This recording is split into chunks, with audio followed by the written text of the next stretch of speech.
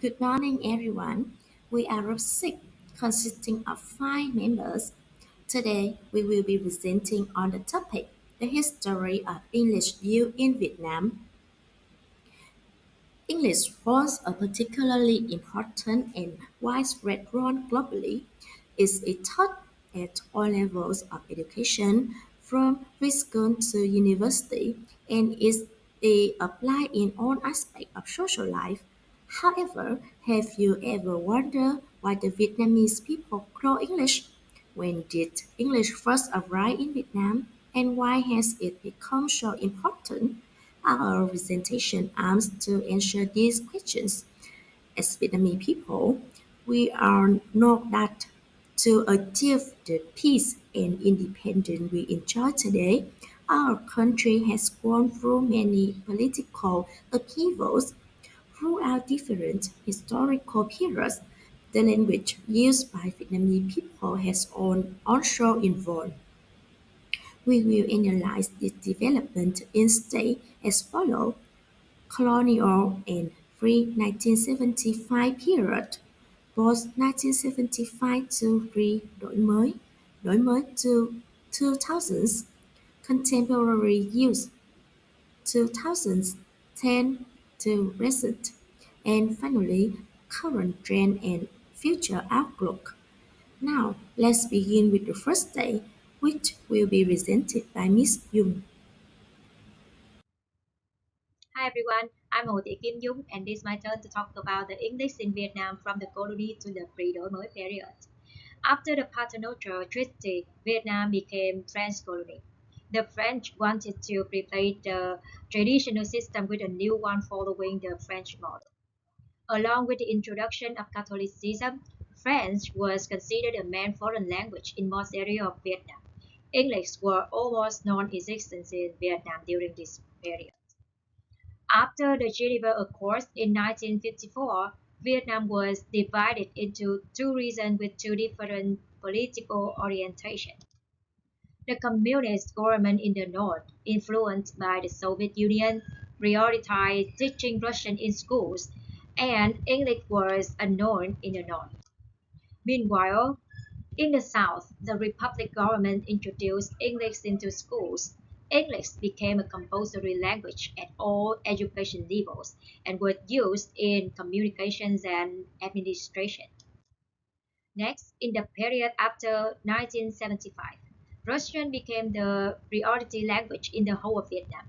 Students were even sent to Russia to study. English, due to its association with the West and the old regime, was gradually eliminated in this period. However, in big cities like Saigon and Hanoi, English was still taught in universities with limited materials and textbooks. In this period, the target set for English study in schools was only 20%. Okay, that's all from my side. Now, please go to the next part. Hello everyone, my name is Hồ Bảo Duyên. Okay, let's learn about English in Vietnam during the renovation period to the 2000s. Since the launch of the đổi mới policies in 1996, Vietnam has undergone significant economic, social, and diplomatic transformation. In this context of openness and global integration, English emerged as a crucial tool for accessing knowledge, fostering international exchange, and driving economic growth. Prior to đổi mới, Russian, Chinese, and French were the dominant foreign languages due to the historical alliances.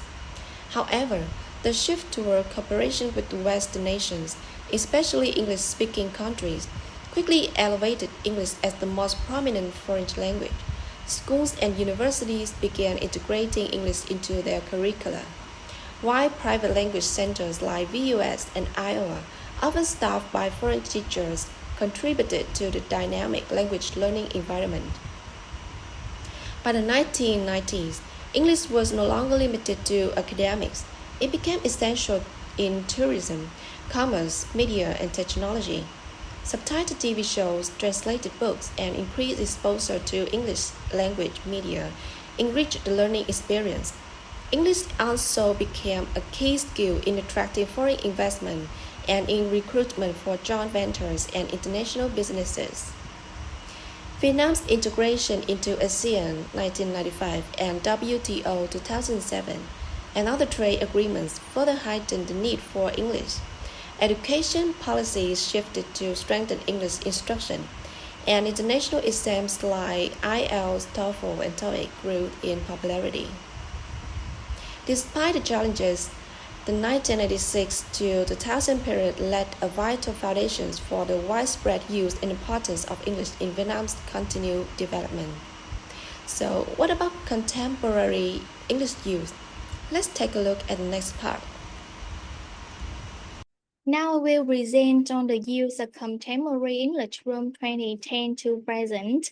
At that time, Vietnam's were undergoing a process of deep international integration. Human resources must have basic qualification to cope with development and in recent competition in knowledge economies. Having language proficiency is one of the important factors determining the success of integration projects. Therefore, to improve the quality of language learning and teaching in Vietnam, the Ministry of Education and Training has issued the National Foreign Language Project 2008-2020. This is one of the most significant development in foreign language instructions, mostly in English, which is used at all levels from primary to high school. Learning and using English is becoming increasingly popular. Since 2011, English has officially become a compulsory subject, just as the math and Vietnamese.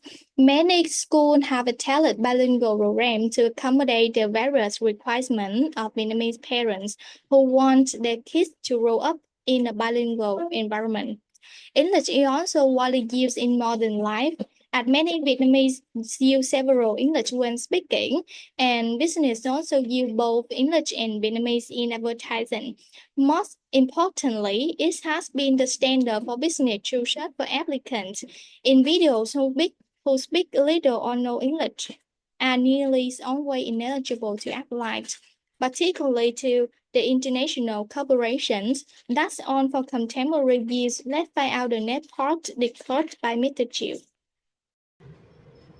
Thank you, Ms. Hunt. I'm Jill. I will lead you to the next main point of our presentation, which has gone through the historical state of English language. Now let's move on to its present and future.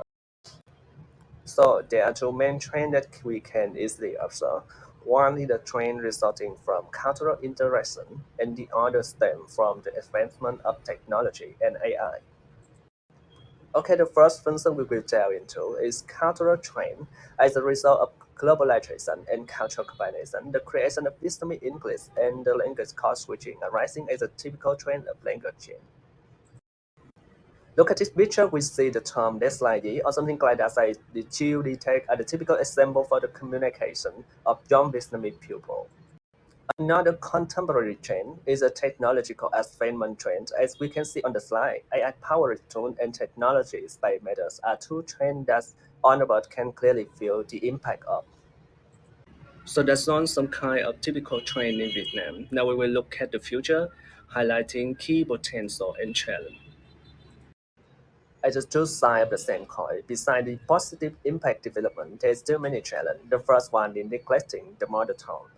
And Vietnamese cultural identity will see negative consequence if globalized become homogenized.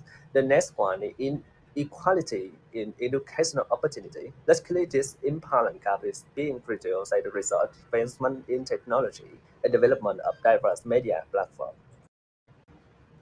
And the positive impact alongside the challenge, English also bring many more opportunities that make it worth overcoming them.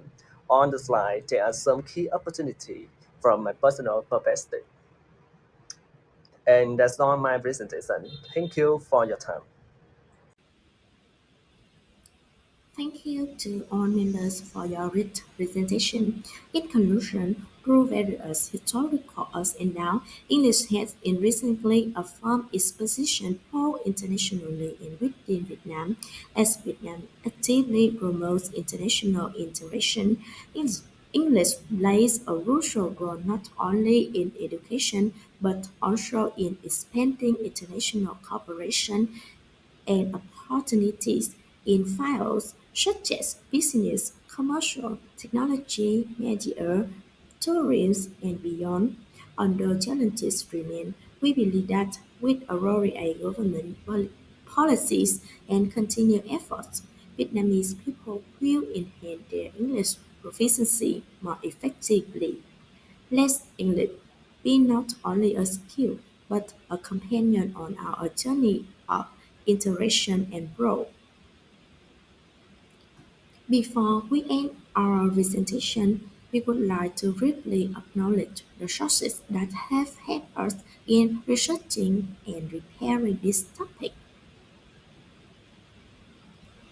That concludes our presentation. Thank you for your attention. Goodbye.